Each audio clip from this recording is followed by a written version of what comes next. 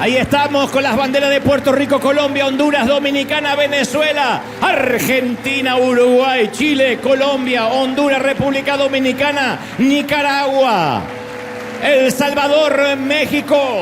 Arriba, arriba, arriba, arriba, arriba, transmitiendo en vivo Puerto Rico, Cuba. Estamos aquí. Mira, mira, casa llena. Casa repleta. Mostrame, director, lo que está pasando aquí en la calle Broadway. Desde Anaheim, California, que no aflojen ese aplauso. Hay fiesta en la casa de Dios. Bendito eres. ¡Qué lindo! ¡Qué algarabía! Descansen, batallón. Gracias a Europa, Asia, África, América, Oceanía que se conectan ahora. De verdad, de todos los continentes tenemos muchísima gente. Gracias a los que el miércoles se conectaron a nuestra jornada de ADN, de liderazgo explícito, que hasta ahora lleva casi 1 millón de vistas. Y si presumimos 2, 3 personas por dispositivo, son 3 millones de gente que han visto cómo trabajamos en River, qué queremos, qué no queremos, hacia dónde vamos. Así que gracias a todo ese apoyo de todo el mundo y gracias porque estuvieron ahí y porque firmes respaldan esta visión. Y nosotros felices, buenos días, buenas tardes, buenas noches, hemos cantado aquí, hemos adorado, ha caído la presencia del Señor, lo hemos sentido en el alma y en el corazón, y gracias a los que se conectan, hay mucha gente que se alimenta, ahora que estoy viajando mucho y me dicen, me lo encuentro con la gente en los aeropuertos, en los países, ¿a dónde voy? Dice, yo me alimento de River desde la pandemia, llevo 5 años recibiendo estas bendiciones, recibiendo este alimento, nutriéndome. Entonces, a mí me gusta saber que somos ese río tal cual Dios lo prometió en el 2020, que no se iba a detener, que empezaba un tiempo de cosecha, que hasta ahora no se ha detenido. Dios ha sido fiel.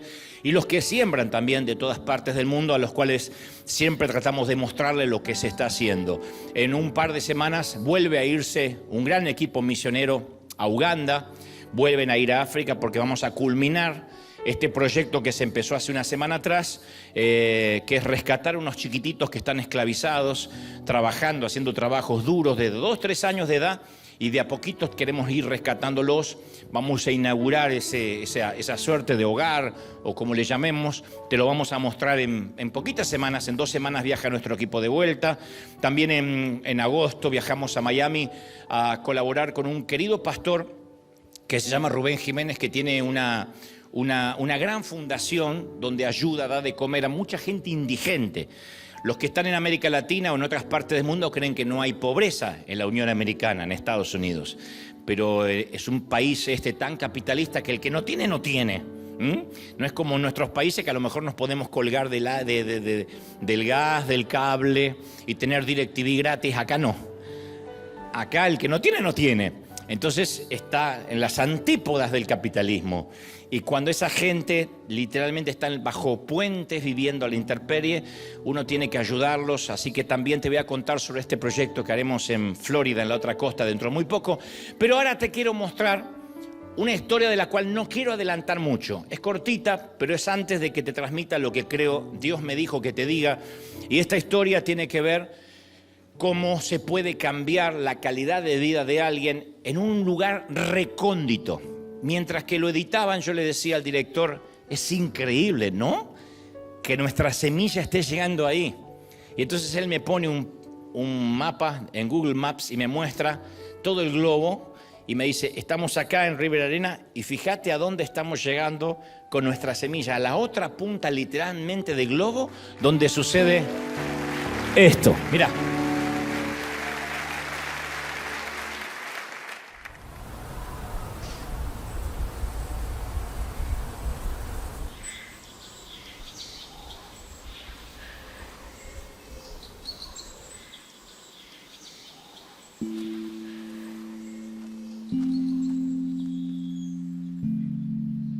Simon was born lame.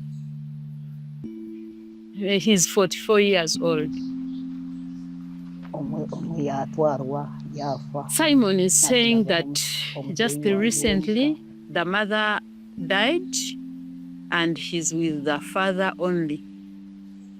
The father is too weak and lame also, so they have that challenge. After the death of her mother, the aunt took over to prepare meals for them and fetch water for them, as you see that they can't fetch water for themselves.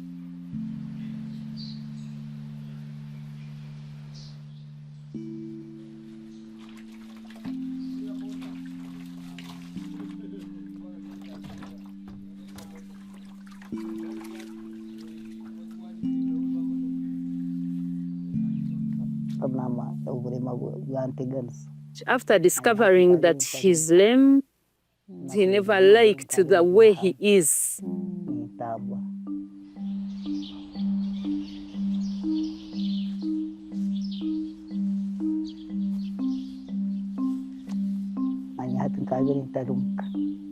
If he was not lame, he would not be in Uganda, even he would have gone somewhere else to work for money.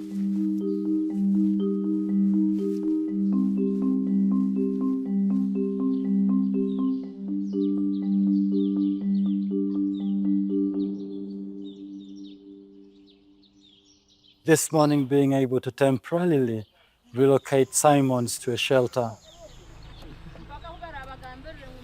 Love brought us here, and River, you've empowered us to go and be most active in the community.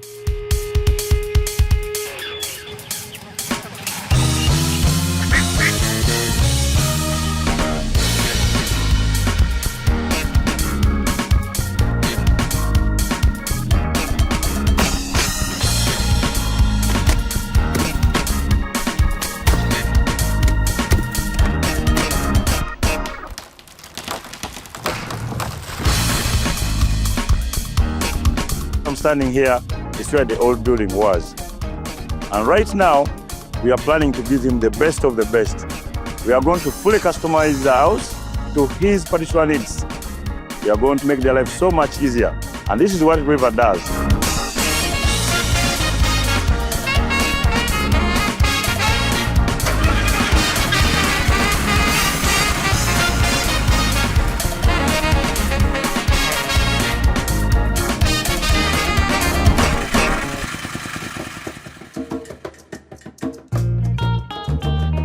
I'm from P4 class. We are here from River School. We are helping the construction site.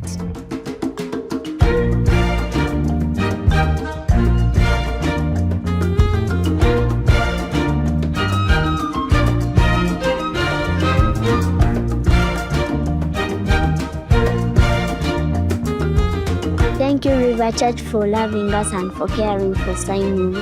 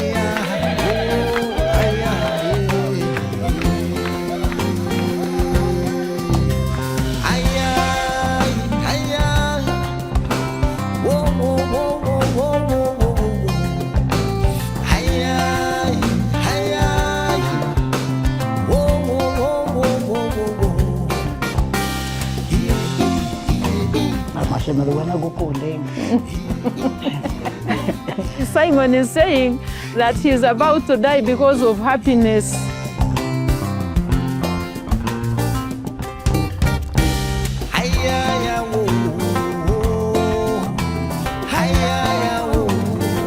He has never slept on a good bed. He has never sat on a good chair. He thanks God the Almighty to see that very nice house has been given to him.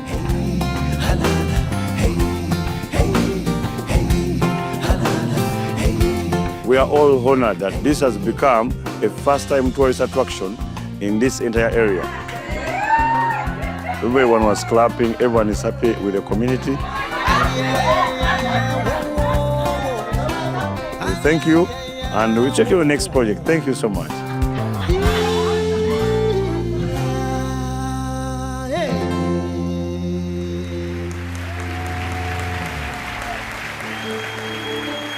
Qué bonito. ¿Cuánto que se puede hacer, no? A veces uno piensa en nuestros gobiernos cuando dicen no hay dinero para la gente, no se puede hacer nada.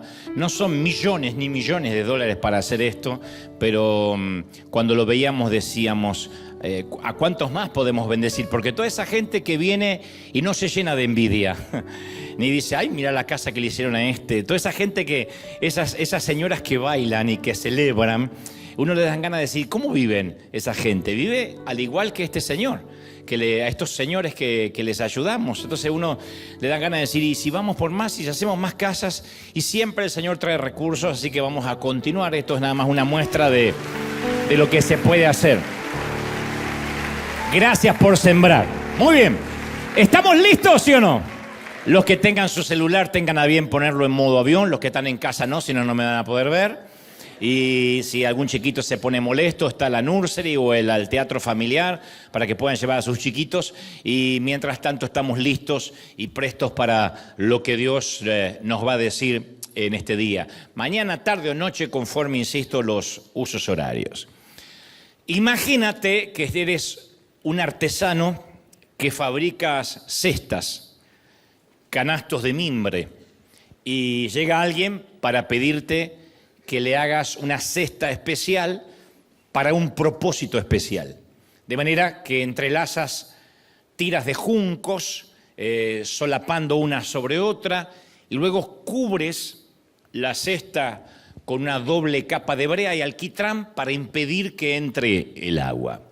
Sellas todas las grietas con la perfección de un artista, porque a eso te dedicas, te pagan la cesta y se la llevan. Y nunca más la vuelves a ver, pero tú haces muchas de esas en el transcurso de un día. Años después te enteras que tu sencilla obra de artesanía salvó la vida de un niño llamado Moisés, elegido por Dios para ser el mayor libertador de Israel. Otro ejemplo, en la misma línea narrativa. Imagínate que hubieras vivido hace siglos atrás en una ciudad llamada Belén, y un grupo de pastores está preocupado por las bestias salvajes, por los leones que atacan continuamente y sin piedad los rebaños. Entonces los pastores te piden ayuda para que le fabriques un arma rudimentaria que no cueste mucho, algo lo suficientemente pequeño para poder llevarla consigo, pero lo suficientemente fuerte para derrotar a estos depredadores. De modo que tensas un trozo de lana tejida entre dos tiras de cuero y te sientes orgulloso de tu producto final.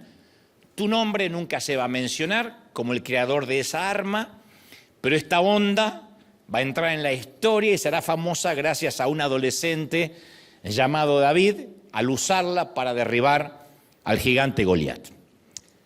Tercer ejemplo, unos 1000 años después, en esa misma ciudad, imagínate que eres el dueño de una sencilla posada.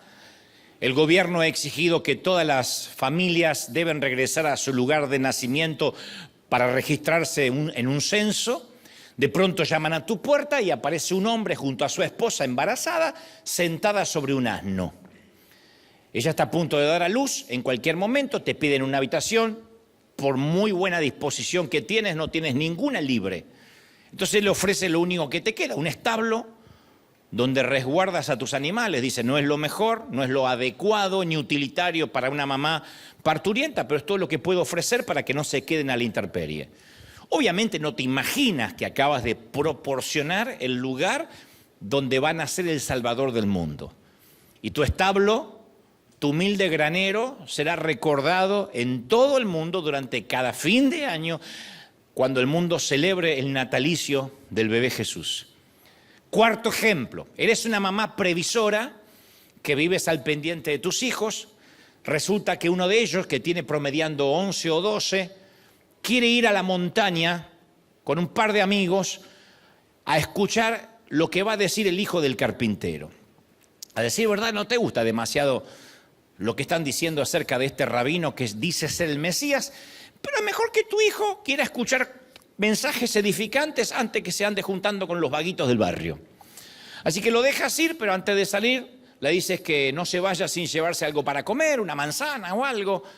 Dice, mejor te preparo una vianda por si te da hambre, de modo que le preparas una pequeña canastita con 5 panecillos, 2 peces pequeños que sobraron de anoche, y dice, bueno, algo es algo, por lo menos para engañar el estómago. Lo que no imaginas es que tu vianda va a ser el catalizador de un milagro de multiplicación que va a alimentar a miles de comensales. Y por último, te toca vivir en esa misma época, tu único trabajo e inversión es un humilde y sencillo burro, tienes un burrito. No es mucho, pero le sacas algo de dinero porque de tanto en tanto podrías pensar que cuando crezca lo vas a rentar, haciendo viajes a modo de Uber burro o burro Eats, llevando comida. Y un buen día aparecen unos tipos y lo piden prestados alegando que eso es lo que manda el Señor. Y tú lo prestas. Resulta que tu querido burro resultó ser parte de una profecía dada hace 400 años atrás por un tal Zacarías. Ni te imaginabas eso, lo único que sabías es que tenías un burro, como tanta gente. No sabías que ese burro era profético. Zacarías dijo, alégrate mucho, hija de Sión, da voces de júbilo, hija de Jerusalén, porque tu rey vendrá a ti, justo y salvador, humilde y cabalgando sobre un asno, sobre un burro, sobre un pollino, hijo de asna. Ahora, ni siquiera te imaginas que los 4 evangelistas van a contar la historia de tu burro. Es más, un predicador argentino lo va a mencionar dentro de 2025 años. Yo llamo a todo eso ser parte del viaje de la profecía. En el primero de los casos, como cualquier día normal, apenas construiste una cesta, pero fuiste parte de la profecía de Moisés. En el segundo caso, solo fabricaste una onda y cuando lo hacías nunca soñaste que ese arma iba a liquidar a un gigante. En el tercer caso, prestaste tu establo como una contingencia, como un plan B, sin imaginar que ahí nacería el mismísimo Hijo de Dios.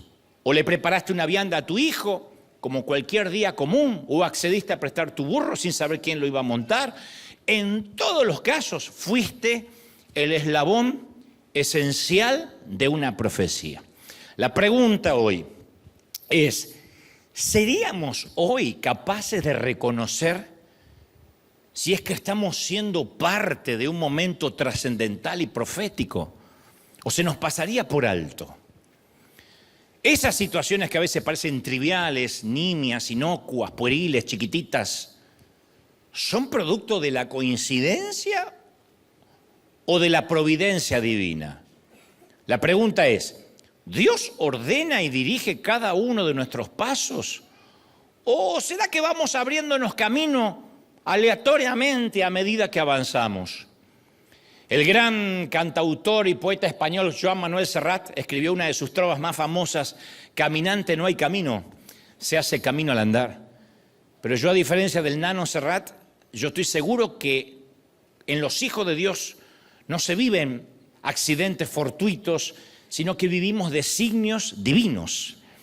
Todo giro del destino forma parte de la danza que originalmente diseñó Dios para nuestras vidas. Entonces, a ver, en el algoritmo de Dios se incluye el libre albedrío. Todos podemos hacer con nuestra vida lo que queramos, elegir el bien o el mal, pero yo creo que si estamos atentos al centro de su voluntad, podemos ser parte de un viaje profético si es que vamos por la vida con los ojos abiertos.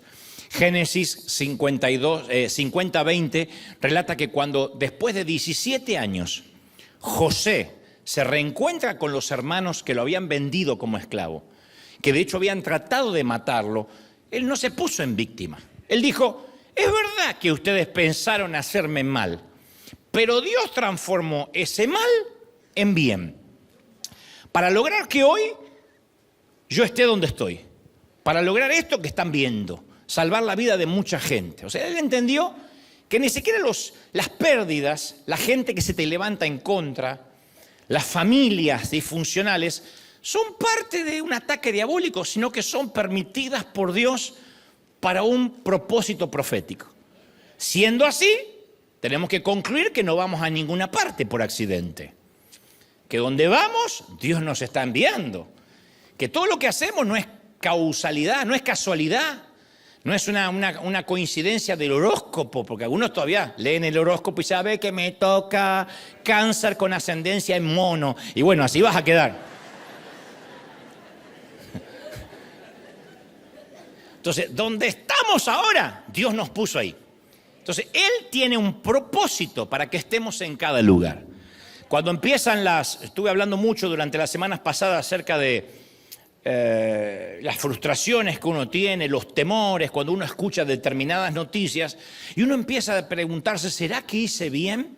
¿Tendría que yo haber venido a este país? ¿Debería haberme quedado? ¿Debería haber salido? ¿Debería haber hecho tal cosa? ¿No debería haber entrado? Hay muchas cuestiones que se las preguntan también los países que están en litigio, en guerra, en problemas bélicos. ¿Será que este era el momento? ¿Yo tenía que haber hecho eso?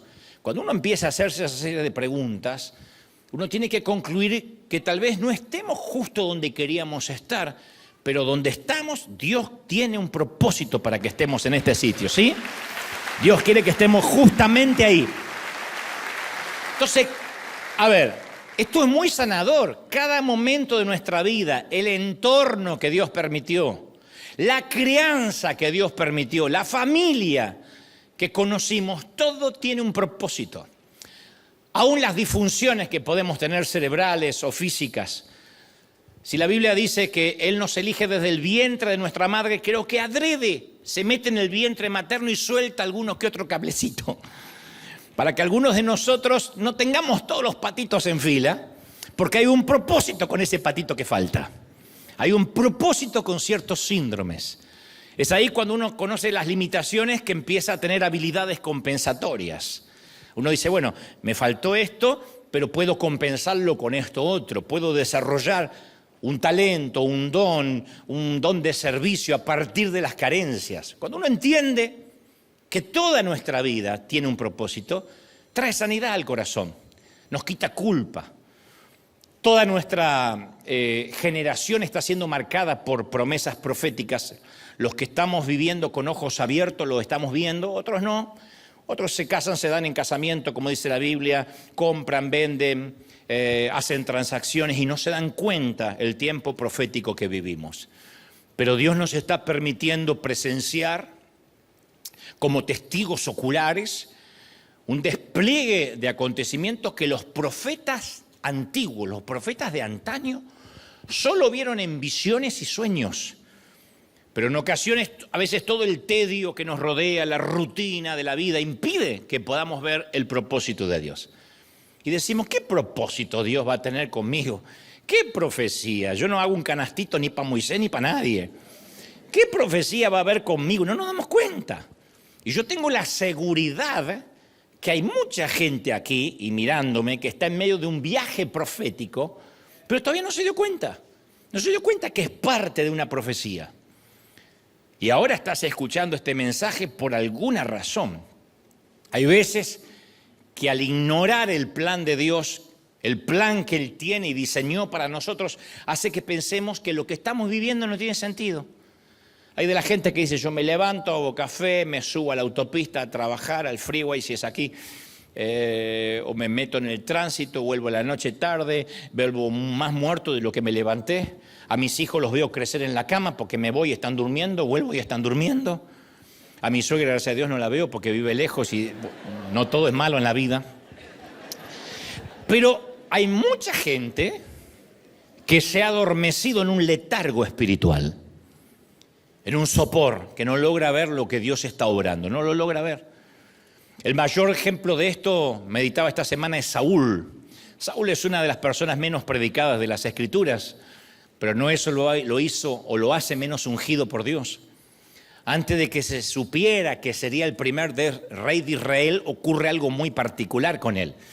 En ese entonces era un jovencito, Saúl, que vivía en la casa de su padre, cuando su padre un buen día le encarga una tarea doméstica. No era una misión, era una tarea doméstica.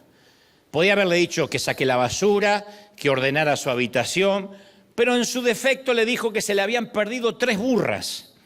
Le dice: hijo, se me perdieron 3 burras y tienes la tarea de encontrarlas. Tal vez lo vio sin hacer nada y le dijo: le voy a dar un trabajo a este para que no esté todo el día en el celular, que no existía todavía, pero no sé con qué estaría perdiendo el tiempo. Y Samuel 9:3 relata, dice: toma ahora contigo alguno de los criados, le dice el papá, levántate. Así que le da la pauta de que Saúl estaba en la cama tirado. Levántate y busca las asnas y las burras que se me han perdido. Si Saúl era el típico adolescente, probablemente revolvió los ojos, suspiró fuerte para dejar en claro que él, como plan del día, no tenía el buscar burras. Pero Saúl no tenía ni idea del destino que Dios tenía para él. Ni siquiera se imaginaba que la tarea doméstica o que la misión, busca burras, terminaría con que él sería ungido como rey de Israel. Él no se imaginaba que ese día que iba a buscar burras iba a culminar con un propósito divino. No sabía que esa mañana era el comienzo de un viaje profético para toda una nación que terminaría produciendo un Mesías. Saúl solo creía que estaba haciendo lo que tenía que hacer. En este caso, que obedecía al molesto padre y que estaba haciendo otra sencilla tarea más. Lo más probable es que dijo: ¿por qué no lo mandas a mi hermano? ¿Qué tengo que ver con las burras? ¿A quién le encargaste las burras? Andá a buscar al que se les perdió. Así que él y un criado emprendieron la búsqueda en un viaje que duró 3 días, pero no lograron encontrar las burras. Las burras no se pierden como si fueran 3 canarios. Las burras se tienen que encontrar, pero no las encontraron. De modo que Saúl, ya listo para rendirse, le dice a su compañero: mira, volvámonos, porque mi papá capaz que ya se olvidó de la preocupación de las burras. Ahora debe estar intranquilo por nosotros, por los 2 burros que nos perdimos. Pero el criado tiene una mejor idea. Le dice: mira, no volvamos con las manos vacías. En esta ciudad hay un varón de Dios llamado Samuel, que es un hombre insigne. O sea, es un vidente, le decían vidente en ese momento a los profetas, un varón insigne, impoluto, confiable. Y lo que él dice, sin duda acontece. Me dijeron que es un profeta que la pega siempre. Vamos a verlo y quizá nos dé las coordenadas en donde se perdieron las burras. En principio parece solo una idea del criado, pero a su vez, lo que a mí me pone la piel de pollo, que no es lo mismo que el pollo de México, pollos son machos de verdad. Cuando venga Marcos Witt, que diga pollo, yo digo pollo. Mientras que el criado tiene esta idea, Dios ya le había hablado al profeta Samuel acerca de Saúl, el buscaburras. O sea que mientras Saúl se movía en una dirección, Dios se estaba moviendo en otra dirección. Eso es lo que significa estar en medio de un viaje profético. El que está en medio de un viaje profético no sabe que lo está. Un día antes de que Saúl y el criado decidieran buscar al profeta Samuel, ya Dios le había dicho al profeta Samuel: mañana, a esta hora, yo enviaré a ti un hombre de la tierra de Benjamín, al cual ungirás como príncipe sobre mi pueblo Israel y salvará a mi pueblo de mano de los filisteos.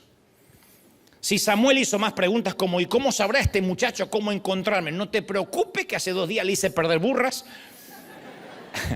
y de alguna forma va a llegar hasta ti.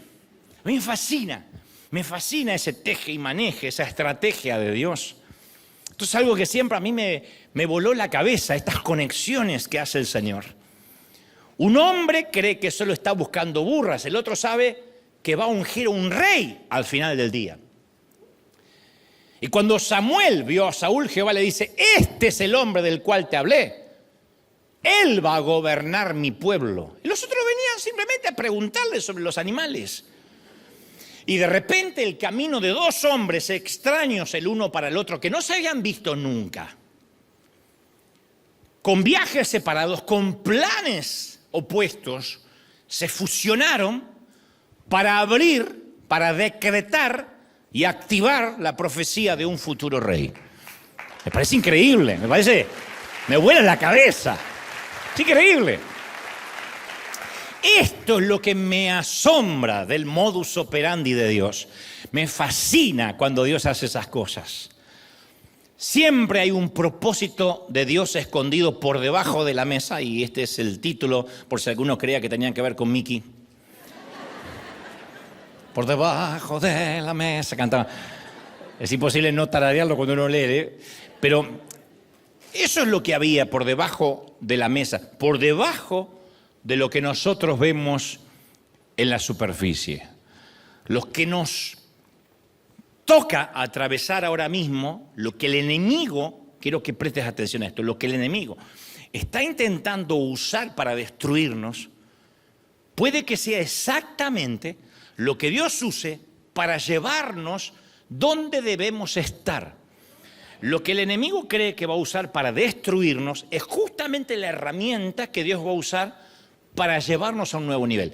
En el caso de Saúl, Dios usó una pérdida para dirigirlo a una dirección profética y un destino divino. Esta mañana, este muchacho salió a buscar burras y regresó a la noche con un reino, con un destino profético. No regresó con las burras, regresó con un reino.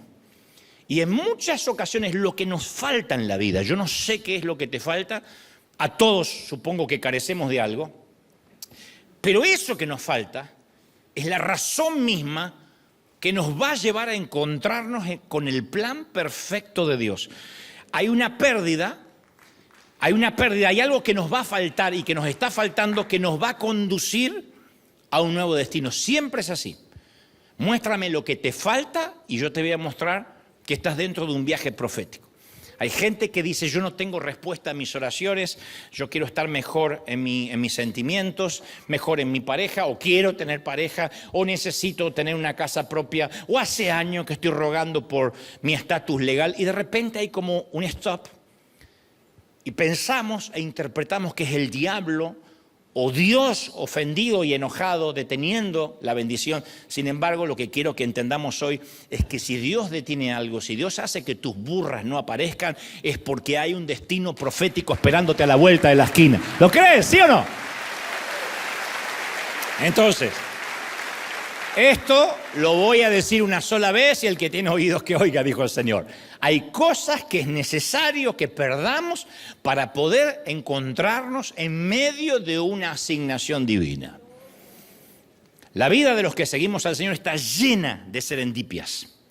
Una vez hablé de esto. La serendipia es un descubrimiento valioso que se produce de manera fortuita, de manera accidental. El término serendipia deriva del inglés serendipity o serendipity. Es un neologismo acuñado a partir de un cuento persa que se llama Los tres príncipes de Serendip, en el que los protagonistas solucionaban problemas muy complejos a través de increíbles casualidades. Y esto ha ocurrido a través de la historia siempre. Por ejemplo, en 1886, un tal John Pemberton, un farmacéutico de Atlanta, se le ocurre hacer un jarabe para ayudar con la digestión, para los constipados de vientre, hace un jarabe. Y su contador lo prueba, le gusta, y muy rápido, porque le ponía un supositorio a una liebre, este contador, de lo rápido que era. El contador se llamaba Frank Robinson. Dijo, yo estoy constipado, dame un poquito del jarabe. Registró la marca con el nombre de Coca-Cola, fundando además la compañía. Lo mismo pasó con el marcapasos, con el plástico, con la dinamita, con el horno microondas, los fuegos artificiales, la penicilina, el cognac, la radioactividad, el caucho, los rayos X, la plastilina. Todo fue descubierto de manera casual e inesperada. Nadie dijo, voy a inventar la penicilina. Ocurrió de manera casual. A eso se llama una serendipia. Es justamente un descubrimiento afortunado que se produce sin planificación, sin esperarlo. Es salir a buscar burras y encontrarse con una corona. Es encontrar algo bueno que no pensábamos ni siquiera que estábamos buscando. Y nuestro Señor siempre esconde un tesoro y una asignación inesperada detrás de cualquier día común. Cuando veas que hay un día común enlazado con otro día común y eso te parezca que simplemente es el collar de una vida ordinaria, recuerda que detrás de cada día común siempre se esconde o puede que se esté escondiendo un plan profético. Nuestro Dios es especialista en serendipias, especialista en que descubramos algo que no estábamos buscando. Uno va a las Escrituras y va a ver que Moisés no estaba buscando libertar a Israel. No dijo, qué lindo volver a Egipto un día, salir de este desierto y transformarme en el príncipe. No, él no quería eso otra vez. María, la adolescente, nunca dijo, ¿cómo me gustaría quedar embarazada sin que me toque mi novio? ¿Qué sé yo? Que me embarace el Espíritu Santo. Así las viejas chusmas del barrio tienen de qué hablar, me encantaría. Ninguno estaba buscando lo que encontró. Los propósitos alcanzan a la gente normal en días comunes y ordinarios. Otro ejemplo que me vuela la cabeza, Naamán. Hemos oído hablar de Naamán un montón de veces. General, comandante en jefe de las Fuerzas Armadas, el general de infantería de Siria. Pero debajo de su armadura tenía una gran enfermedad, lepra. Y para esos tiempos había en su casa una mujer israelita que habían capturado como esclava, a quien el único derecho que se le otorgaba era la comida. Y dudo que tuviera un buen trato, era una esclava. Seguramente estaba harta de trabajar como esclava, sin paga, solo por la comida y el techo. Y yo sé que hay gente aquí que quizá ahora mismo se siente identificado al pensar que está trabajando en un ámbito que no te gusta, rodeado de una actividad que no es la que te gustaría envejecer, con la cual te gustaría envejecer. Me refiero a aquellos que tienen que trabajar en sitios desagradables. Hay algunos que tienen la providencia de hacer lo que les gusta. Otros tienen que capear la tormenta. Y eso también requiere el doble de dignidad. Hay gente que dice, yo en mi país podría ser, si tan solo homologara mi título, yo sería ingeniero, arquitecto. Acá tengo que, con el mayor respeto que me merece cualquier oficio, pero tengo que hacer algo que está inferior a mi capacidad. Pero hay que capear la tormenta, hay que parar la olla, como se decía en mi país. Hay que poner pan en la mesa y no se le hace asco al trabajo, pero caramba, que es difícil levantarse los lunes por la mañana, la gente que trabaja fines de semana, los que tienen que limpiar suciedades ajenas, soportar encima el maltrato de los jefes que nos subestiman por el color de piel, por la raza, por el estatus legal. Y en tu interior muchas veces dijiste, lo que daría porque Dios me saque en medio de esta mugre. Lo que daría porque Dios me lleve a un nuevo nivel.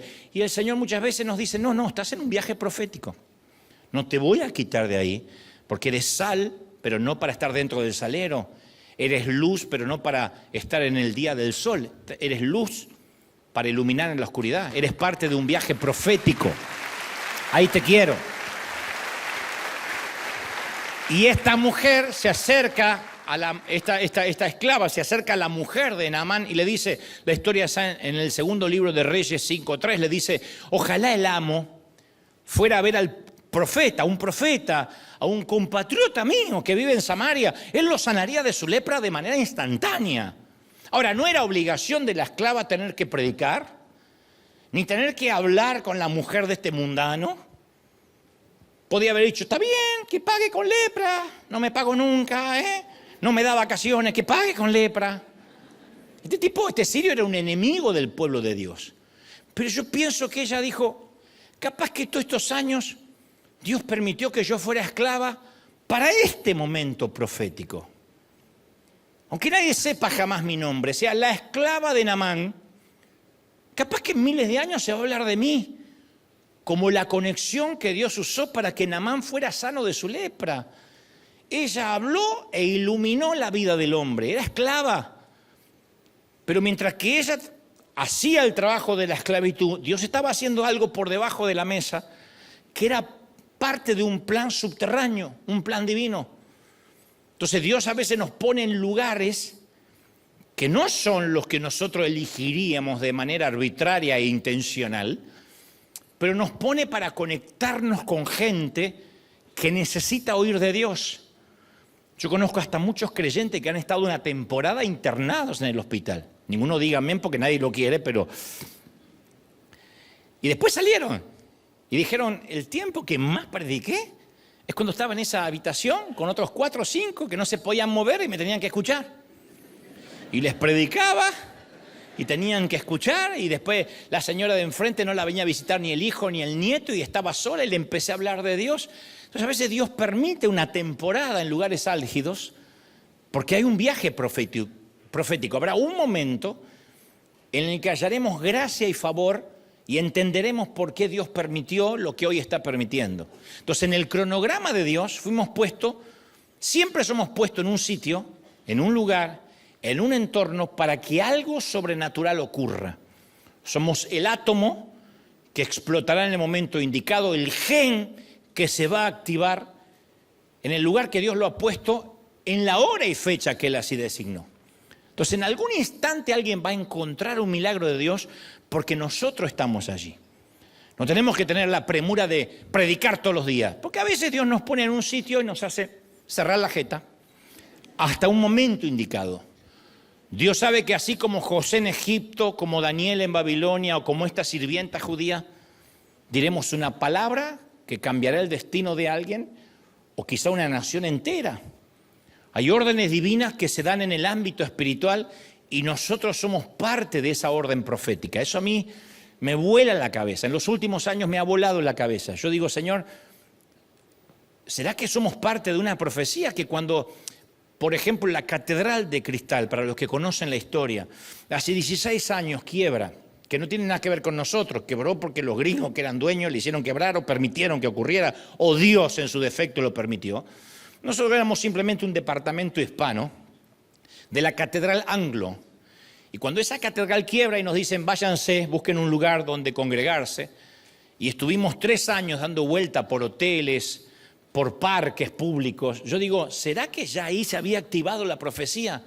Dios decía, desde el 2020 que va a haber una pandemia, River va a ser una suerte de arca que traiga no solo palabra, sino bendición y recursos para el mundo. Y lo tengo que formar. A mí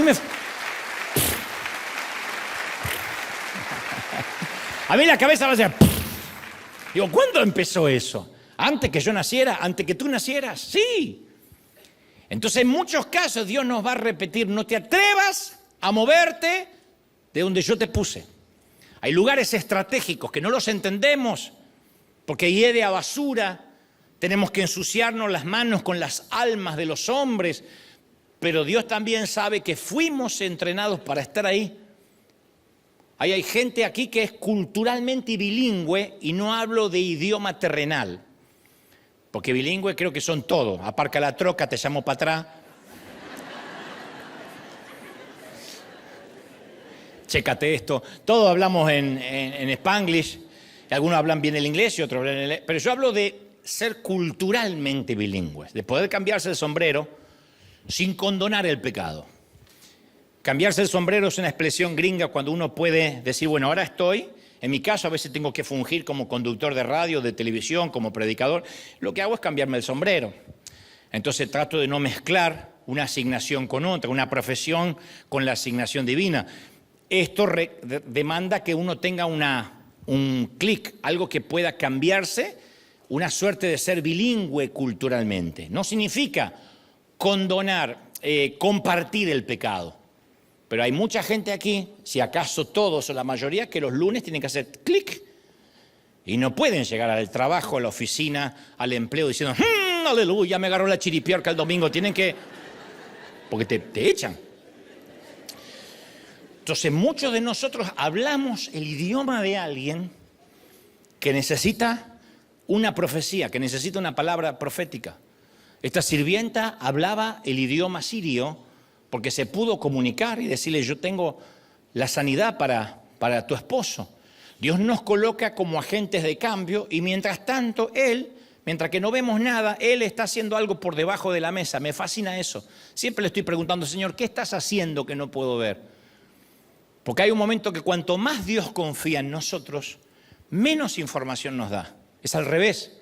Uno cree que los más ungidos, los que más oran, son los que más plano completo tienen de Dios. Y no. Dios dice, estás en un nivel donde una sola palabra te basta. ¿Cómo lo sé? Porque siempre he tenido, bueno, no siempre, pero por muchos años he tenido gente a mi cargo. Y tengo gente a la cual puedo decir, hey, fulanito, anda para allá. Guille, andate a Cuba. Dale, listo, pastor. Y a veces le explico en el camino mientras que va a Cuba, ni sabe ni para qué va. Pero hay otro que le tengo que hacer un mapa con manzanitas. ¿Y por qué? ¿Y otra vez? ¿Y por qué hay que ir? Entonces, el que más confianza yo tengo es el que menos explico. Dios opera igual. A medida que más lo conocemos, hay una sola palabra, como Dios le dijo a Abraham, sal, ven, camina, Pedro. Hay palabras, a veces caminamos sobre una sola palabra. Y uno tiene que confiar que aunque no sabe lo que va a pasar mañana, Dios está haciendo subterráneamente, por debajo de la mesa, un plan perfecto. ¿Lo crees? Ahora, yo sé que hay momentos que en nuestro viaje por la vida se hace difícil. El viaje empieza a verse distinto a lo que habíamos imaginado. Yo sé eso. Y sentimos que Dios nos está llevando a veces en medio de la nada. No hay cambios. Yo recuerdo que en varias ocasiones dejé que mis lágrimas mojaran mis manos o sobre el volante se iba manejando. Y a veces sentía que nada tenía sentido. Muchas veces me pasó. Le decía, por favor, Señor, ¿podrías mostrarme lo que estás haciendo? Una vez me paré en el estacionamiento de acá enfrente, que está acá exactamente en la planta baja aquí en la ciudad, no en la estructura, sino enfrente, cuando este edificio lo había comprado otra congregación, The Rock, La Roca. Lo había comprado cuando nosotros queríamos comprarlo, ellos se adelantaron, pusieron un primer pago y esto era Iglesia La Roca. Y Dios me había mostrado que este era el sitio, desde aquí vamos a impartir bendición al mundo. ¿Y cómo ora uno cuando el edificio lo compró otra congregación? Porque si lo compraron los brujos, uno reprende. Si van a hacer una disco, un boliche, no sé, si van a hacer un antro, uno reprende, Señor, no permito que el diablo... Pero si lo compra un pastor. Que de hecho cuando Dios... La historia es más larga y no voy a ocupar tiempo en eso, pero cuando Dios finalmente ellos se retiran, no pueden terminar de pagar y nosotros entramos porque el banco nos los ofrece, en nuestro primer servicio el pastor de La Roca estuvo aquí y lo honramos porque él transformó esto que era algo baldío, algo que estaba completamente abandonado, lo transformó en un lugar habitable. Invirtieron $500,000 para que este fuera un lugar bonito. Ellos pagaron las butacas, después se tuvieron que ir. Nosotros lo honramos en ese primer servicio de inauguración. Cuando empezamos aquí tomamos la posta. Pero yo me acuerdo que mientras que yo veía los carteles, en vez de River, de Rock, yo le decía, Señor, ¿me podés explicar lo que estás haciendo? Porque me mandaste a decirle a la congregación como un bobo, Dios nos dio una arena y no hay otra arena en ninguna otra parte que no sea este. ¿Me podés explicar? Y yo nunca escuché ninguna voz tronante explicándome sus métodos desconcertantes. Solo una voz interna que se me grabó en mi corazón. Me dijo, ¿quieres un Dios que puedas explicar? ¿O un Dios al que puedas adorar, aunque no siempre lo entiendas todo? Me fascinó. ¿De verdad me quieres explicar? Tal vez es eso, por eso Eclesiastés 11:5 nos recuerda, así como no sabes cómo entra el espíritu en una criatura que está en el vientre de su mamá, así tampoco sabes lo que hace Dios, creador de todo. No podemos, hay cosas que no tenemos los suficientes gigas mentales para entender lo que está haciendo Dios.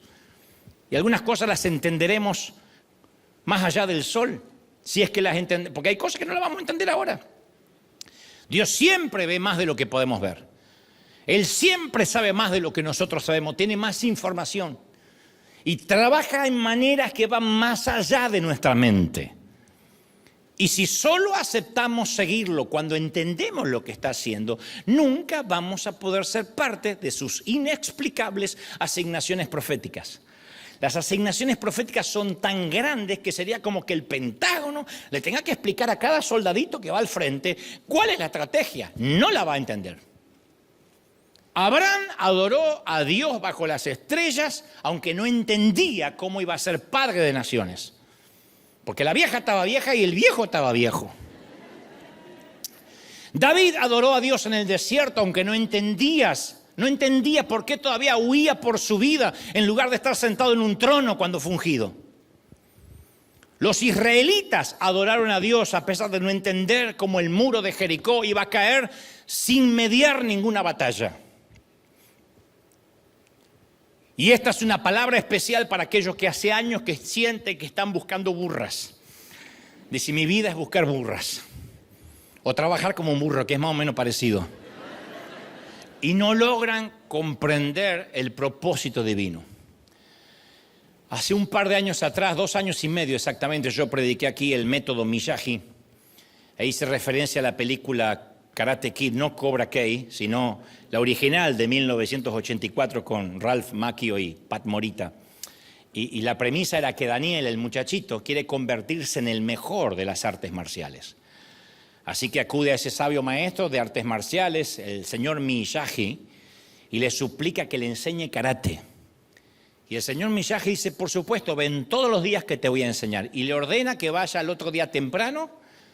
Y Daniel se sorprende al descubrir que en lugar de comenzar el entrenamiento de karate, el señor Miyagi lo pone a realizar una serie de tareas caseras. Y Daniel se pasa el día dándole cera a una fila de autos viejos, lijando una terraza de madera, restaurando y pintando una cerca, pintando la casa del señor Miyagi. Dice, señor, ¿cuándo me va a enseñar karate? Ahora pinta mi casa. De ahí la frase, enceral, mano derecha, pulil, mano izquierda.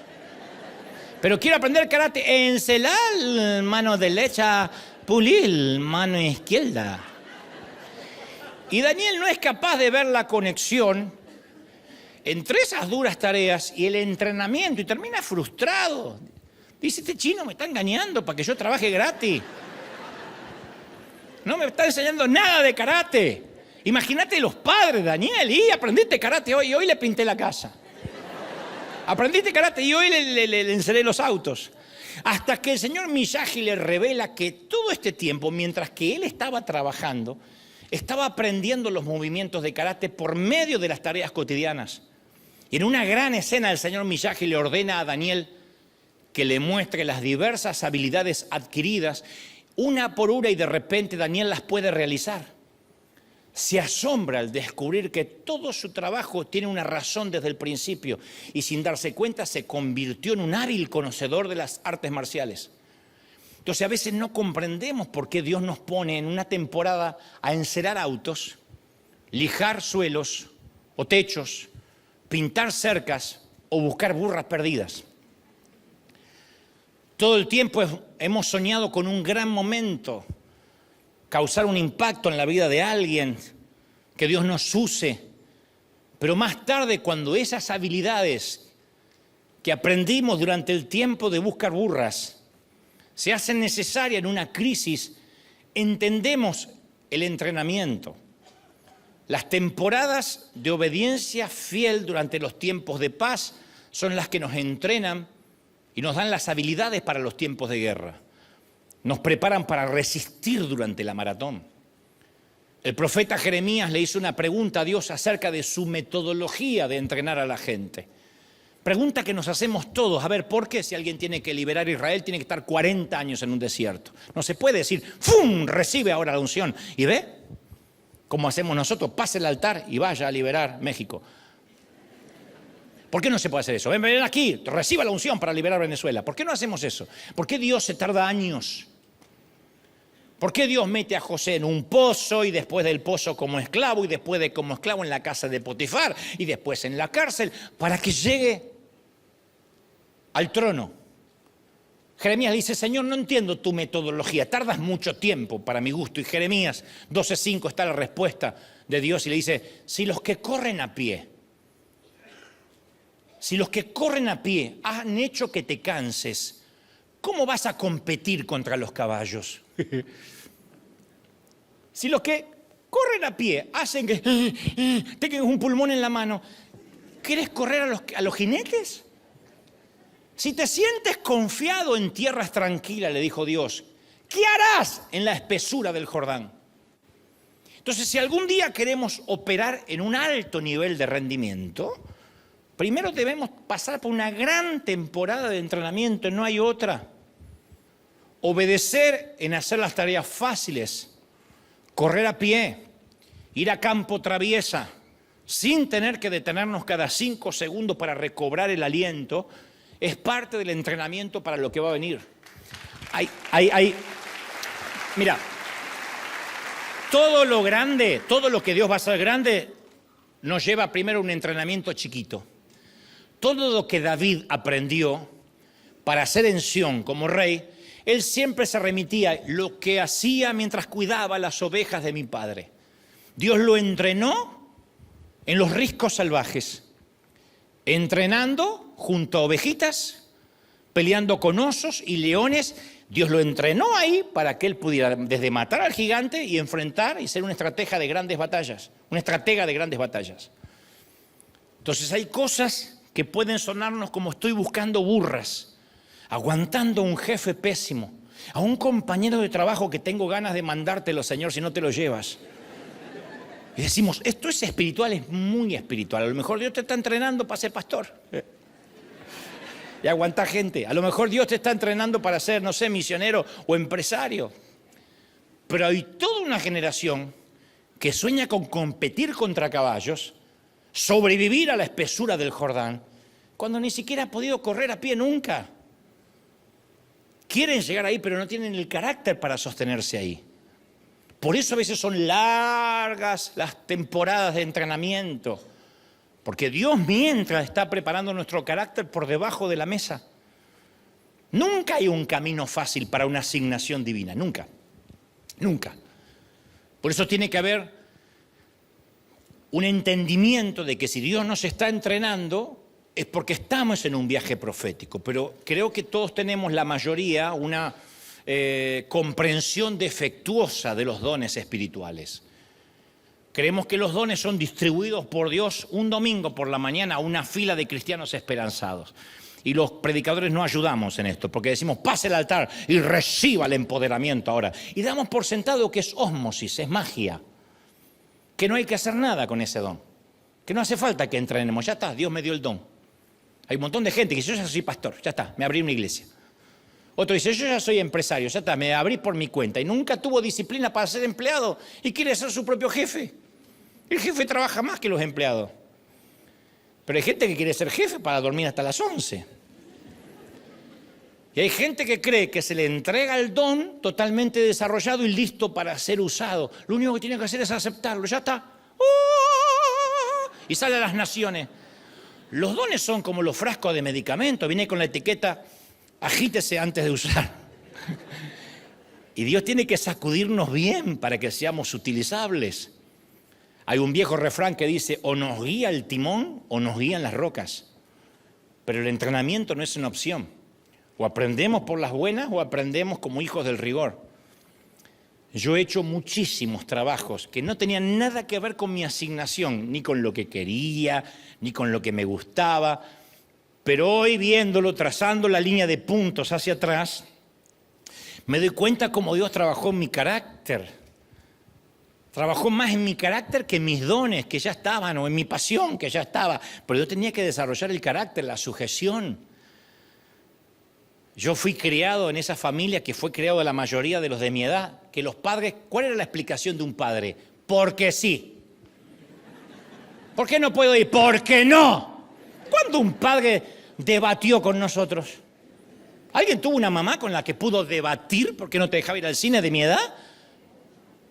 No va, porque se me acabó. ¿Por qué? Porque soy su madre. Se acabó. Y en todo caso, si mi mamá me explicaba algo, me lo explicaba en el aire. Me revoleaba una patada así, y mientras estaba en el aire, ahora entendió por qué. Y yo en el aire entendía, antes de caer. Ya entendía por qué. Y no preguntaba más. Entonces cuando fuimos, Dios me entrenó a obedecer de esa manera. Por eso me da gracia cuando las mamás modernas leen libros. ¿Cómo decirle no a tu hijo sin sentirte tóxica? Oh. Mi mamá era Chernobyl. Tóxica, envenenosa. Y yo aprendí. Entonces, aprendí la obediencia con pastores así. Uno de mis primeros pastores fue un pastor alemán, no un perro, un pastor nacido en Alemania. Que decía, no cante esa canción, es del demonio. ¿Dónde dice pastor? No le importa a usted. Porque Dios sabía que me tenía que entrenar. Encelar mano derecha, pulir mano izquierda. Entonces, para reproducir una col, o un repollo, o col, Dios se toma 3 meses. Para producir un roble, 50 años. Hoy tenemos que decidir qué queremos ser, o robles o coles. Si Dios va a darnos una asignación divina, va a llevar tiempo. Por eso insisto, hay temporadas que pueden parecernos comunes, usuales, ordinarias, pero es muy probable que estemos en medio de un viaje profético. Dios está haciendo muchas cosas detrás de escena, tras bambalinas que no podemos ver. Hay una canción que solemos cantar siempre que dice, aunque no pueda ver, Dios está obrando. Siempre estás obrando. Siempre Dios está obrando, aunque no lo pueda ver. Lo único que tenemos que hacer nosotros es fabricar la cesta, la honda, prestar el establo, el asno, preparar la vianda, buscar burras perdidas. Mientras tanto, Dios está activando una asignación tan grande que si nos las dijera, dejaríamos de buscar burras por el susto. Las asignaciones producen temor. Yo no creo en aquello que dicen, Dios me dio un don y lo estoy disfrutando desde que Dios me dijo que lo iba a hacer. O es algo que lo podrías hacer sin que Dios esté en la ecuación, o es algo tan sobrenatural que si no está Dios te da pánico. Las asignaciones que vienen de parte de Dios, o está Dios o está fregado, mijo. Entonces nunca te preocupes por conocer a la persona correcta. Reúnete con Dios y Dios se encarga que conozcas a la persona adecuada en el momento justo. Siempre. Así funciona. Dios es especialista en serendipias divinas. Hay alguien que tiene lo que tú necesitas. Y tú también tienes que saber que hay alguien al cual tú vas a hacer la solución a su necesidad. Porque la oración es como esas balas que se disparan al aire, que uno nunca sabe cuándo esa oración va a volver a entrar en la atmósfera espiritual. Tal vez hay oraciones que hemos hecho que es respondida del otro lado del mundo antes que incluso terminemos de pronunciarla. O quizás como una cápsula de tiempo la respuesta se detiene y la respuesta, o mejor dicho, la oración se detiene y la respuesta aparece o se cristaliza años después. Mientras tanto Dios dice, busca burras, fabrica cestas, pero de algo estoy seguro, nuestras oraciones no tienen fecha de vencimiento. Algunas oraciones van a ser respondidas después que hayamos partido en esta tierra. Juan Carlos Ortiz me decía, ¿sabes cuál es mi oración, querido? Cuando me llamó a la Catedral de Cristal, que esta se transforme en una iglesia, no un departamento hispano, sino una iglesia que, qué sé yo, Dios puede hacer tantas locuras que puedas bendecir a través de la iglesia hispana hasta los gringos, hasta el mundo entero. Una oración que había hecho hace años. Hay un banco de datos en el cielo donde están todos los contactos necesarios para nuestro problema, para nuestra visión. Y a veces pensamos que nuestras oraciones son descartadas, pasadas por alto, no respondidas, que Dios no está haciendo nada con la situación porque nos tiene puliendo y encerando. Y decimos, pero yo oré. Sí, pero todavía Dios, justamente porque activó el plan profético, nos tiene que entrenar. La palabra de Dios dice en Apocalipsis 5:8, cada ángel tenía un arpa y una copa de oro llenas de incienso, que son las oraciones del pueblo de Dios. Entonces, este texto nos da la pauta que las oraciones siempre están gravitando en el espacio temporal, siempre. Se van acumulando, pero no se pierden. De hecho, hay oraciones que nosotros olvidamos que hicimos y viene la respuesta y ni siquiera estamos agradecidos porque ni nos acordamos que oramos por eso. Hay bendiciones que nos pisan los talones, que nos alcanzan. Y decimos, ¡epa! ¡Ay, qué suerte! ¿Cómo que suerte, desgraciado? Oraste por esto 20 años. Dios jamás olvida una siembra, jamás olvida una oración, jamás olvida una lágrima. ¿Alguien lo cree, sí o no? A ver si me da tiempo. Te voy a contar por enésima vez 3 historias asombrosas. Las 3 ya las conté, pero no dejan de ser testimonios abrumadores de cómo Dios opera por debajo de la mesa. Recuerdo una de mis temporadas en que yo andaba buscando burras perdidas en Argentina y juntar $100 era una odisea. $100 era una fortuna. Y no hace 100 años atrás, hace relativamente poco. Recuerdo orar durante madrugadas enteras y sentir que Dios hacía silencio. O no me quería escuchar o lo estaría escuchando solo a Maldonado, yo no sé. Yo pensaba que Dios olvidó que yo necesitaba recursos para el ministerio. Yo le decía siempre, Señor, me diste la misión, te llevas la gloria y me dejas las deudas. Pero nunca supe que Él estaba orando por debajo de la mesa, transformándome en un administrador. Dios ya tenía en plan River Arena y la administración y el dinero que enviaríamos al mundo, pero Dios tenía que entrenar primero a su administrador, porque si yo era alguien que gastaba o que no podía ser consciente de lo que significa la ofrenda de la viuda, Dios no iba nunca a confiar más dinero. Entonces recuerdo un crudo invierno de 2010, Dios le habla a un tal Rob Owen en un lugar llamado Burundi. Rob es un gringo que actualmente pertenece a nuestro board. En ese entonces trabajaba para la Casa Blanca y respondía directamente al gobierno. Él no le gusta que cuente eso, pero él trabajaba para la Casa Blanca. Y él estaba orando en una montaña solitaria en Burundi junto a un nativo llamado Aba. No estaba con el cuarteto Aba, sino con un nativo. Pues después cambian las palabras, chiquitita, y estaban ahí. No, estaba con Aba. Una vez conté esta historia y dice, así que estabas con la banda. No, era un nativo llamado Aba. Burundi se encuentra situado en África Central, limitando con la República del Congo, con Ruanda al norte y Tanzania al sur. ¿Se acuerdan el demonio de Tanzania de los dibujitos? Ahí. Y ahí en una remota montaña cerca de Tanzania, Dios le dice, contacta a Dante Gebel, tienes que ayudarlo. Aba lo recibe en lenguas, Rob traduce esas lenguas, contacta a Dante Gebel. Rob Owen no tiene idea quién es Dante Gebel, no tiene idea quién soy. Así que mueve sus contactos, investiga, supongo que pide ayuda al FBI o quizás a sus amigos del Pentágono, no sé. Finalmente llama por teléfono a su viejo amigo, un viejo amigo llamado Daniel, porque así como nosotros pensamos que todos los chinos entre ellos se conocen, ellos piensan, los gringos, que todos los hispanos nos conocemos.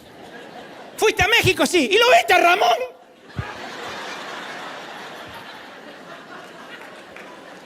Estuve en Ciudad de México. Y sí, él vive ahí en México, en Tijuana. Ahí vive él. Ellos creen que somos un grupo que nos conocemos todos. Bueno, este gringo dijo, si es hispano, Daniel lo debe conocer. Daniel, ¿conocés de casualidad a Dante Gebel? Y él dice, Daniel dice, si es el mismo del que le hablamos, le estoy rentando mi casa en este momento. Y Owen termina invitándome a Israel. Recuerdo hasta el día de hoy conduciendo por una ruta serpenteante en Jerusalén, justo en el momento que casi atropella a un ciclista judío. Se da vuelta y dice, Dios me está diciendo, ahora me está diciendo por qué Él me habló de ti en Burundi. Se da vuelta y me dice, ¿sabes qué estoy sintiendo? Ahí es cuando casi sentimos que el ciclista muere. Estoy sintiendo en donarles $350,000 para comenzar el nuevo programa de televisión. Yo le dije, bueno, me da después, pero fíjate que vas a matar a ese hombre. Ahora, no puedes fabricar ese tipo de encuentros. Países distintos, culturas e idiomas diferentes. Nunca en la vida lo había visto. Rob, él tampoco. Le digo, ¿alguna vez me habías googleado antes de esa revelación? Dice, no, yo no busco hispanos. Claro, no es el ICE, no tiene por qué andar buscando hispanos. Pero el Dios que existe fuera de nuestras dimensiones espacio-temporales no conoce las limitaciones espaciales ni cronológicas. Entonces, para Dios, armar una cita divina en el otro hemisferio es como armar una cita divina con nuestro vecino de al lado. Otra historia asombrosa de los cientos que podría contarte. Caluroso noviembre de 2005 en un café de Buenos Aires. En noviembre hace calor en Buenos Aires. 2005. Mi productor de entonces de los eventos, Danny Peckerman, me dice, si al día siguiente no tenemos $500,000, se suspendía el evento que teníamos para los jóvenes en el estadio River Plate para 90.000 personas. En ese tiempo yo me dedicaba a buscar burras perdidas también. Solo obedecía. Nunca había visto tanta plata junta. Así que le dije a mi productor, yo ya oré por eso. Me dice, no, querido, no hay que orar, hay que salir a buscarla. Le digo, es que yo no conozco a nadie, todos mis amigos son más pobres que yo. Aparte no tengo nada valioso para vender. Viste que hay gente que dice, podría vender mis obras de arte. Yo ni el perro podía vender. En ese momento que le digo, yo no tengo nada, solo oré. Suena mi celular de esos modernos de ese tiempo que eran con tapita. Y dice, hola, ¿eres Dante Gebel? Mira, yo no sé quién me dio tu número, mi nombre es Eduardo Efa. Y te estoy llamando de Manaus, Brasil. Manaus es la capital del estado de Amazonas, uno de los principales centros financieros empresariales de Brasil. Es como que me dijeron de Tanzania, no tenía la menor idea. Me dice, mira, no te asustes, no me conoces, yo sí escucho tus mensajes. Dios me hizo sentir que debo pagarte lo que debes, sea lo que seas que estés metido ahora o lo que estés haciendo. Le digo, ¿estás seguro? Porque estoy metido en una grande. Debo $527,000, $500,000 o mañana, si no los pagamos, no nos rentan un estadio. Y me dice, wow, ¿qué estadio? ¿Dios te dijo pagar o que te explique? Porque yo pensé que era una broma. Entonces Efa, Eduardo, a quien le mando un saludo, me dice, bueno, está bien, una orden es una orden. Así que ahí va a estar el dinero mañana. ¿Tienes cuenta? No, pero abro una. Dios cruza los abismos socioeconómicos mientras que nosotros pulimos y enceramos. Me dice, ¿y te llamó ese hombre? Nunca. Después nos hicimos amigos, platicamos, me invitó a reuniones de empresarios. Primera vez, dice, no sé ni cómo tengo tu número.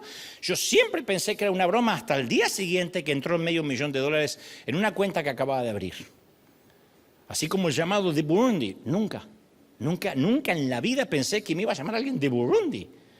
La tercera historia asombrosa de viajes proféticos. Año 2002, hacíamos un show teatral evangelístico en un teatro llamado Astros en Buenos Aires. En aquel momento Argentina explotó financieramente, el dólar se disparó, entre otras cosas muy trágicas. La gente comenzó a salir a la calle con cacerolas. La silla presidencial era un sillón caliente, hubo 5 presidentes en una semana. Tuvimos que abortar el proyecto evangelístico, me quedó una deuda que debido a la devaluación y el valor del dólar se me cuadruplicó en una noche. Así que en medio de la vorágine de preguntas me dediqué a buscar burras, a tratar de juntar el dinero que era imposible, iba a tardar años. Y recuerdo que me llega en ese interín una invitación para ir a Colombia y sentí fuertemente que Dios me estaba enviando ahí. Fui a predicar en una iglesia pequeña en Colombia, recibí una ofrenda aún más pequeña que la iglesia. Y cuando uno tiene problemas financieros no puede pensar. Así que aquella noche yo llegué al hotel muy iracundo, al hotel de Bogotá. Llegué al lobby y estaba de muy mal humor porque sentía que eso era una interrupción. Yo no sabía que estaba en un viaje profético. Entonces un caballero se me acerca, me dice, Dante Gebel, y yo le digo, mire, le agradezco que haya venido hasta aquí, ahí en el lobby del hotel, era tarde. Le digo, yo necesito descansar, mi vuelo es muy temprano, mañana a Buenos Aires. Le di un apretón de manos, presioné el botón, dije, lo que sea, en todo caso, me manda un mail o algo, yo me voy a descansar. No suelo ser descortés, pero estaba de muy mal humor, iracundo y descortés. Y me quería ir. Presioné el botón del elevador y el caballero me dice, usted no entiende, yo tengo que hablar con usted sea como sea. Y se mete de prepo en mi elevador. Yo nunca olvidé olvidaré que apreté el piso 5 y el hombre solo tuvo 5 escasos pisos para presentarse y hablarme apurado. Me dice, mi nombre es Miguel Castellanos, Miguel Ángel Castellanos. Soy dueño de un banco, soy dueño de una red de casas de finanzas, una red financiera. El Espíritu Santo me ha intranquilizado y me ha dicho que le pregunte cuál es su deuda. La voy a pagar totalmente, sea lo que sea que esté debiendo. Obvio que apreté el piso 1 de vuelta y sentí de Dios de bajar a tomar algo en la barra del lobby junto al gentil caballero Miguel Ángel Castellanos, que te mando un abrazo. Primera vez que lo veía en la vida. Ese día supe, y Dios me dijo por fin, yo no soy deudor de nadie. Yo siempre estoy obrando. Si te mando y te asigno, te sustento. Escucha las palabras que el ángel le dice a Daniel, no tengas miedo, tu petición ha sido escuchada desde el primer momento que te dispusiste a humillarte ante tu Dios.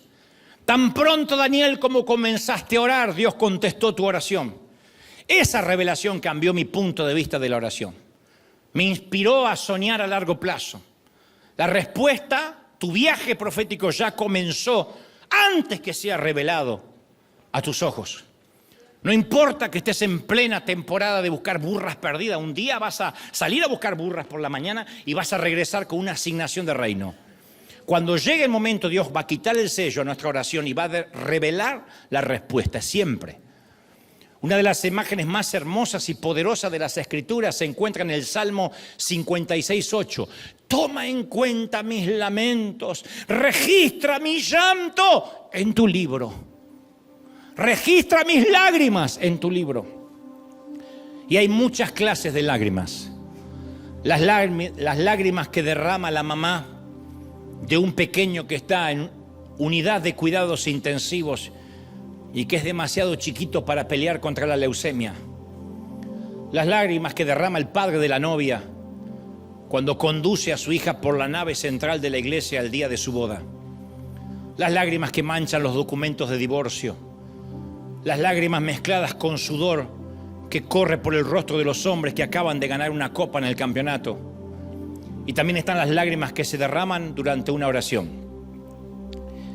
Todas y cada una de esas lágrimas son preciosas para Dios, son recuerdos para la eternidad. Y llegará el día en el cual Él mismo enjugue las lágrimas del cielo, en el cielo. Y mientras llegue ese momento, Dios moverá cielo y tierra para honrar cuánta lágrima ha sido derramada. Dios no deja que una sola lágrima se pierda. Las recuerda todas, honra todas, las registra todas en su libro. De una manera muy parecida a la forma en que Dios registra en su libro todas las lágrimas que nosotros hemos acumulado, Dios también recoge nuestras oraciones. Todas y cada una de ellas son preciosas para Él. La que hicimos en el auto, en el bus, a la noche. Aquella que no pudimos articular y solo suspiramos y nos sentamos en el baño diciendo, no aguanto más. Todas y cada una de ellas han sido selladas por Él. Han pasado por mesa de entrada, se han recibido el sello de los cielos. Y nunca sabrás cuándo le va a quitar el corcho Dios a una respuesta. Todas nuestras oraciones están registradas en el libro de Dios y sabemos que a muchas de ellas Dios le va a quitar la tapa mucho tiempo después que quizás nos hayamos ido. Y como un mensaje metido en una botella, nuestras oraciones son llevadas por la corriente de su voluntad soberana. ¿Cuándo y dónde llegarán a la orilla? Nadie lo sabe. Pero el sello que valida esas oraciones hace que estén registradas en su libro y se abrirán en el momento de Dios y a su manera. Él va a responder nuestras oraciones, tus oraciones, en algún lugar, de alguna manera. Aunque estés viviendo una temporada, insisto, busca burras. Quiero asegurarte que estás en medio de un viaje profético. Y aunque no lo veas, te prometo que Dios está obrando por debajo de la mesa. Moviéndose. ¡Bendito eres! ¡Amo Dios! Vamos, dale un aplauso grande al Señor si te ha hablado esta mañana. ¡Bendito eres! ¡Uy! ¡Rebas! Te exaltamos, Dios. ¡Te exaltamos! Vamos, vamos, vamos, vamos, vamos. Celebra, celebra, celebra. Te exaltamos, Dios. ¡Uy! Padre, levanta tus manos al cielo si puedes conmigo. Dile, Señor. Oh, Señor. Muchos estamos caminando sobre una palabra tuya. Ve, sal, entra, permanece, quédate quieto. Yo no sé qué palabra has recibido en estos últimos días, pero el Señor dice, yo estoy obrando, yo estoy obrando. Por debajo de la mesa estoy haciendo un plan subterráneo que no es necesario que te cuente, porque puedo confiar en ti. Agradece el tiempo de encerar y pulir, el tiempo de buscar burras. Estamos en un viaje profético. Uy, todos orando, todos los que puedan orar ahora, los que puedan clamar, los que puedan levantar su voz. Hija, hijo, dice el Señor, yo he visto tus lágrimas, yo he recogido tus oraciones en copas, en cáliz de plata. Ni una de ellas se me ha pasado, ningún suspiro ha sido en vano.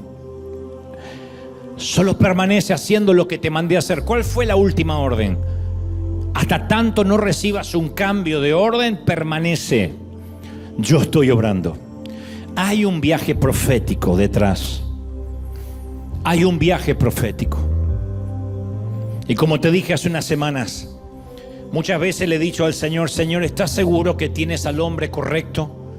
Y su respuesta es, no, tú no eres el hombre correcto, pero tú eres un hombre que tienes al Dios correcto. Eso hace que el viaje profético sea milagroso, que el viaje profético sea sobrenatural, que Dios haga lo que no podría hacer si no estuviese Él.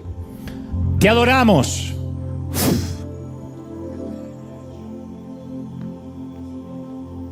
Te adoramos. Aquí nos vamos a quedar unos minutos más. A la gente de todo el mundo, gracias por estar, gracias por permanecer, gracias por soportar, por encerar, por pulir, por buscar burras, por los días comunes que te rodean, por no entregarte, por no rendirte. Gracias porque estuviste ahí y permaneciste esperando en el Señor. A los queridos pastores, consiervos, créeme que te entiendo. Te entiendo cuando la iglesia no crece, cuando no hay multiplicación, cuando encima viene la división, ni hablar del chisme, la disensión, las murmuraciones, los falsos testimonios. Y tú dices, Señor, ¿qué estás haciendo?